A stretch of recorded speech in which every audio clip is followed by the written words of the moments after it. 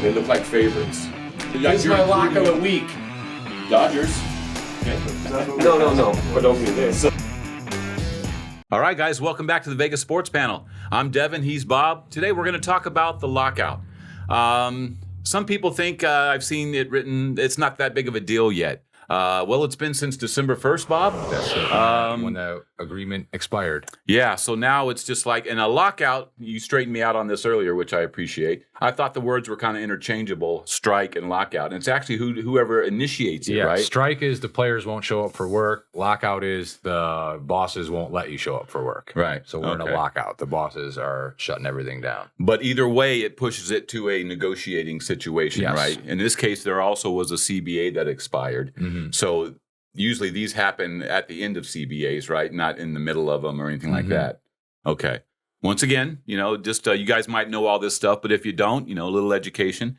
Some of the big things, are these lockouts and strikes really needed? They seem to, they said they only happen like 8 strikes and lockouts, but that seems to happen a lot more often than. Well, yeah, it seems like you have to kind of get to a breaking point to bring anybody to the negotiating table, like once you negotiate a deal, everybody's pretty happy with that for the time being. And then let's not talk about it again until, this one's up. Whereas that's where you get the strikes. I think it happened in basketball a few years ago where the players were, looking for a new deal because they got screwed on theirs. But that's kind of your own fault. If you got screwed on a deal, you're the one who negotiated. Yeah, you accepted it. Yeah, it's usually tougher on the players in the sense that most of them aren't socking away their money and ready to miss work for a year or something like that. Right. Whereas if you're an owner, you're like, this happens. I have a couple of $1 billion. I can wait you out. You know? So. Well, and also, can't they, if they get to a point, can't they use minor league players or in their? I think those guys are all still in the same union. Oh, okay, so if you're under any type of a contract, you can't.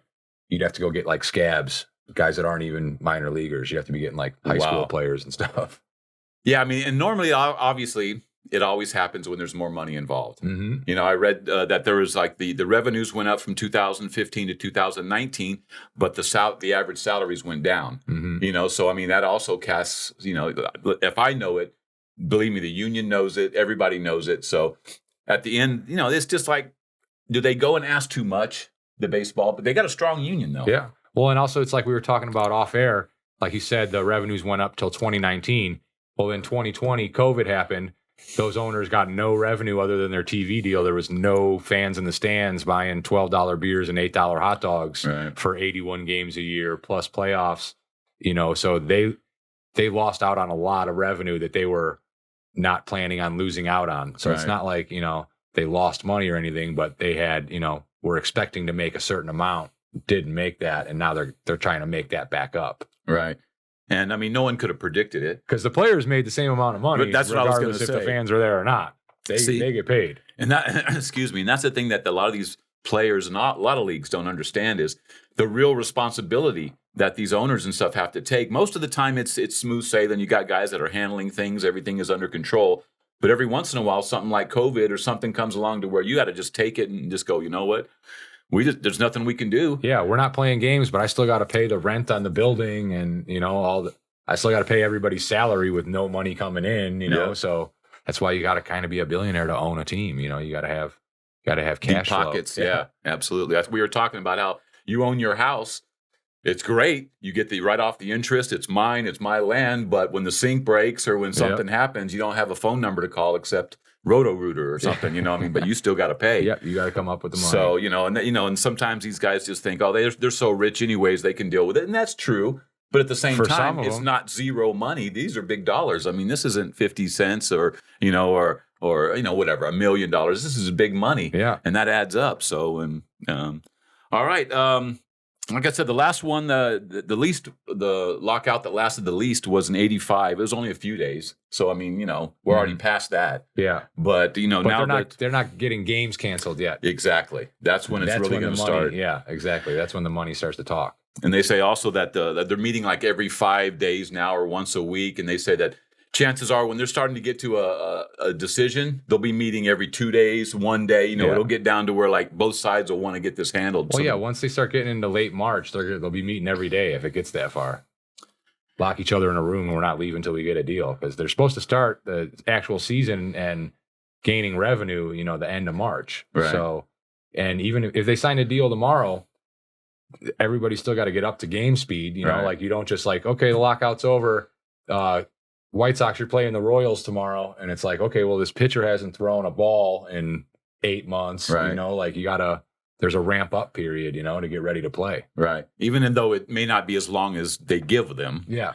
But you still need it. Can you It'll be imagine not shortened. giving him the time and he goes and throws his arm out or something? Yeah, You're going, yeah. oh, there's our Cy Young Award winner last Yeah. year. And, Exactly. you know, boy, just to hurry things up, we learned that lesson. Well, and like we mentioned too off air, you're going to need 2 weeks to get all these free agents signed. At Right. least, you know, there's a lot of guys who are not under contract they haven't even been able to negotiate with teams. So That's right. Everything gets frozen once that so happens. that's going to take a couple weeks to do that, and then the ramp up to play, and then how far they have to delay it, you know, scheduling changes and things like that. It starts to become a nightmare the longer it goes. Right. So it behooves both of them. But I mean, once again, the owners have the upper hand. Sure. But I mean, if you're going to be belonging to any union, baseball is the one that, you know, really.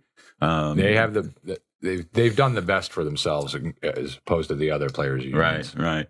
All right. Anything else you want to throw in on that? I'm sure by this time next week, it'll be a totally different story, you know, as far as maybe the highlights. But the only thing I wanted to add was that one thing that got added kind of under the rug is there's a universal DH now. It's not different for the AL and NL, and it doesn't matter where they're playing or who's home. I kind of knew that was coming eventually. Everybody's got a DH now. So those good hitting pitchers like Ohtani, I guess he'll still hit for himself. He's as good. But yeah, you're going to see a lot less bunting and you know, moving the runner over and free outs and things like that. Yeah, So- just real quick though, I miss that about baseball. no, you know it's what a I'm lot saying? of strategy. I mean, exactly. Do I leave my pitcher out there for another inning and then he's going to have to bat? Like, do I pinch hit for him now in the 6th because he's coming up? You know, like. And if you got a guy that can bunt well, that works in a lot of situations. You know, you got a guy that runs like the wind on first, you know. Yeah. You're not going to take a chance of just swinging, you know, and missing, getting a strikeout. Yeah. If you can just put it down a little bit, who knows? They still got to field it.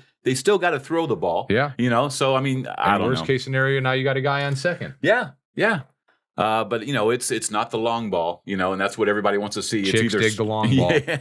It's either the strikeout, you know, or the home run, you know, and it's like, Lee, there's just so much more to baseball. And I think that can make it boring at times, you know, just because there is so many strikeouts. I saw some stat the other day. They said, I forget what the exact number was and who the current player, but they said Nellie Fox struck out like 230 times or something in his career. And they were like, there's some guy on some team last year struck out that many times last year. And it used to be something that you didn't want to be part of your thing. Oh, I don't want to strike out. I'd rather walk. I'd rather, you know, almost get hit by a pitch, you know, I mean, it would hurt, but I'm just saying, you know, strikeouts are just, now it's like, well, you know, I swing for the fence. Yeah. It's like, it's almost like, you know, okay, yeah, that's like average.